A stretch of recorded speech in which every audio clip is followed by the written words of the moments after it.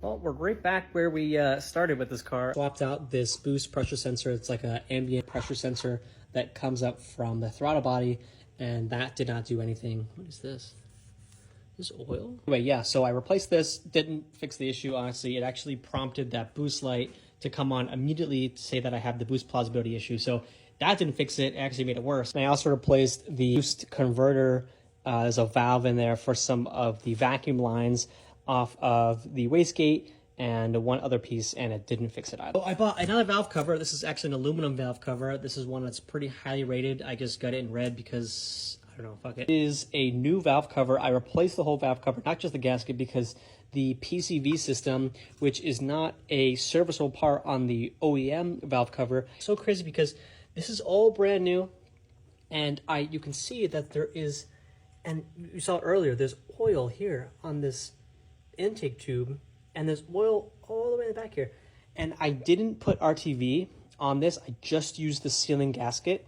I only used RTV on the journals on the left of the motor. I'm hoping that that's actually the problem with our boost leak. A significant enough, oil leak here right in the corner by the air intake, which it is on this side. It could cause that to be an overboost issue. So people that have had this similar issue and they've had no other way to resolve it, did the smoke test, everything, and everything looks good from intake to throttle. I replaced the valve cover and it fixes it, which again is so stupid. And I have another box here, new oil cooler that's attached to the oil filter housing.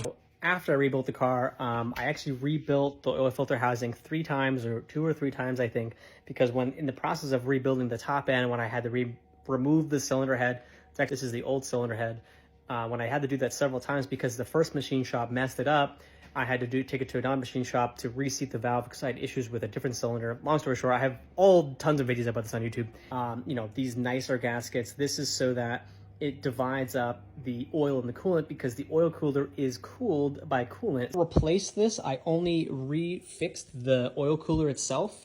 There are actually gaskets in the oil cooler. You can take this apart. You can see there are these Torx bolts. Take this off. There are gaskets in here that you can replace, which I did, and the one to the sealing surface to the block, and I replaced all those. Start to get oil in here, and it would start to mix with the coolant, and I would only see it here, which tells me if I'm not seeing it anywhere else, I didn't see coolant here, I didn't see anywhere else, it has to be from the oil cooler because those are prone to cracking. And this is so annoying because I've already been here, I've already done all of this, and I've taken everything apart, and the oil cooler in the oil filter housing is all the way down here because you can actually see the filter is literally down there. That's how you change your oil filter. It's down in the depths of the motor.